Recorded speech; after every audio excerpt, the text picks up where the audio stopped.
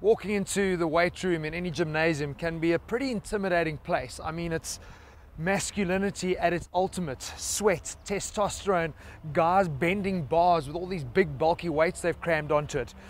It's about being a man. It's about having balls, I guess. What does that have to do with cars? Well, today we've decided to bring the gym room of all cars to the Swartkops racetrack. I don't know what else to say, really. The car you see here is part of a limited run of 100 Blackjack models.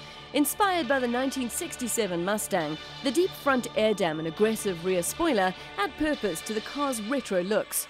A matte black stripe runs across the top of the car, while the color-coded mags and red brake calipers lend it a menacing air. This is one gym boy that knows its way around the streets.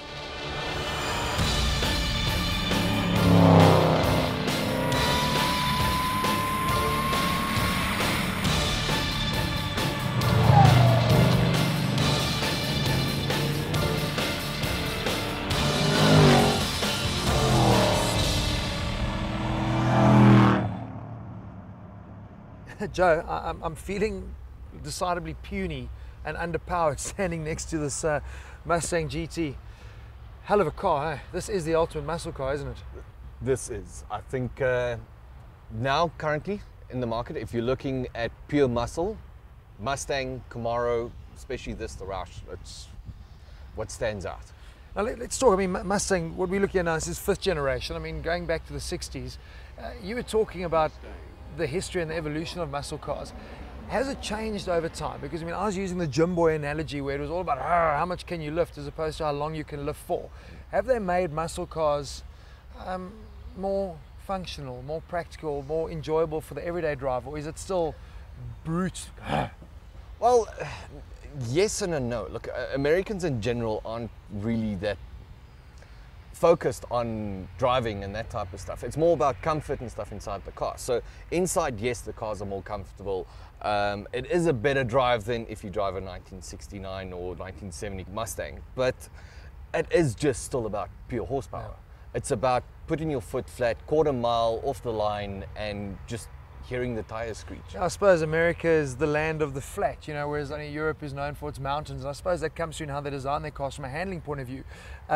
Is this going to disappoint the old school thoroughbred muscle car owner from the 60s, 70s and 80s? Is it losing it? No.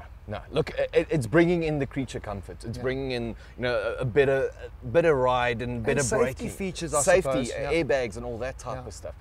But from a muscle car driver, it's about the power and it's about the style and the look, the aggression and stuff of the car, and that it's still got. Now, Joe, this obviously isn't the standard Ford Mustang GT. A lot of work's been done to this. Run us through the conversion, what they've put in to make this car even more fearful. Well, this is a Roush. Now, Roush is basically in the US, same as Shelby. What they do is they take the standard GT 5.0 from Ford, and then they do full upgrade.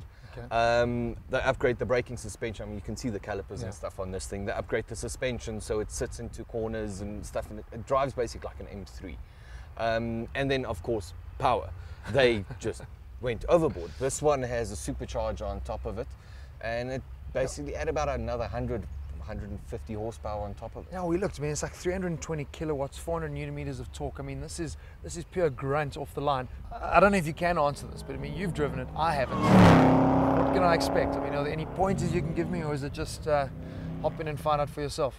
You gotta drive it. You gotta drive it. That is it. I mean, when you put your foot flat, the sound, everything that goes with it, it is just, it's emotional. Do I need to have a tattoo to be like a real muscle car owner and driver? No, but it helps.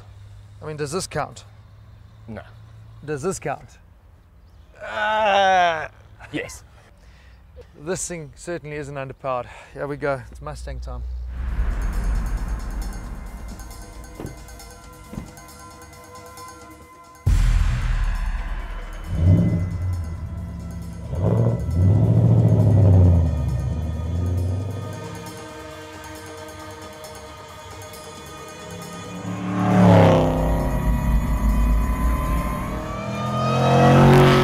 As you can see, Marius did try to tell us more about the Mustang, but frankly he was no match for the Barry White-like soundtrack emanating from under the bonnet.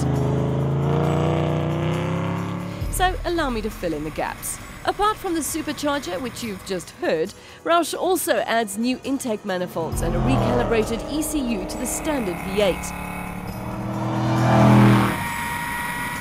And a very free-flowing exhaust that's bound to wake up the neighbours.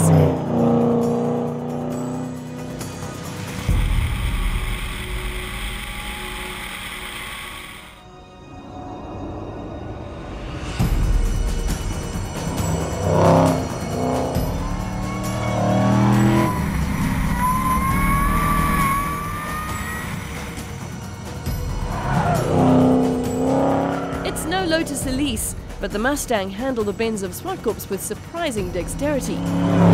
The suspension benefits from stiffer springs and dampers, as well as thicker anti-roll bars to keep the cornering neutral. The upgraded brakes reined in the Mustang lap after lap.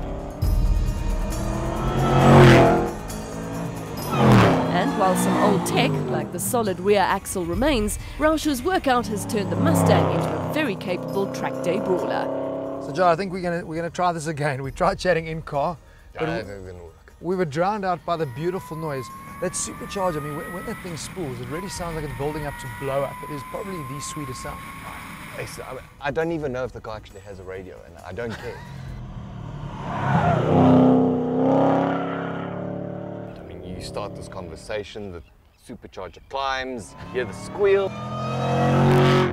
From a driving point of view, the first time I've driven anything like this, a real muscle car, lots of power onto the rear wheel, first thing we did, turn traction control off. It's just, you don't have the precision of the turn-in. The steering wheel's a bit vague. The brakes, I know they've been redone, but they're not like the most awe-inspiring brakes. But I think therein lies the beauty of the car. That's the soul of it, isn't it? Going back to basics, and you can control it, and you've got enough power and stuff to go through the corners. How much? You're probably looking about 1.4, 1.5 mil. Wow. Big thing, it's cash. You can't finance it. Remember, it comes in as usually as a left-hand drive, gets converted. So I guess at 1.5 million, I'm gonna have to settle with driving my test car, the Ford Fiesta 1.6 sedan. Yay. Well, luckily I'm going home in that.